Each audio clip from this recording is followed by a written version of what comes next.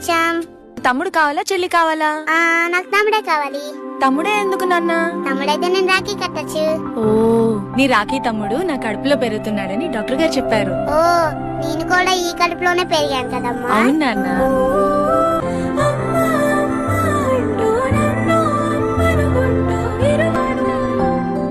నేను వచ్చేసాక బాబుకి నా పోలికలే వచ్చాయి కదండి.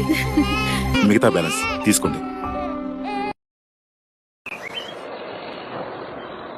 తమ్ముడు ఎందుకు ఇచ్చేసావు? వాడు మన తమ్ముడు కాదు నాన్న, ఆంటీ వాళ్ళ కొడుకు.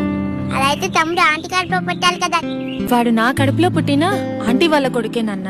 ఇవన్నీ నీకు చెప్పినా అర్థం కాదు. చేతులు కడుకో, అన్నం తింటూ గాని. నేను నీ కడుపులోనే కదా పుట్టా. నన్నే ఎవరికైనా ఇచ్చేస్తావు. నువ్వు మంచమ్మ కాదు, నువ్వు నాకొద్దు. అలా ఇవ్వన్నా. ముందు తలుపు తీనన్నా, పెద్దయ్యాక నీకు అన్ని చెప్తాను.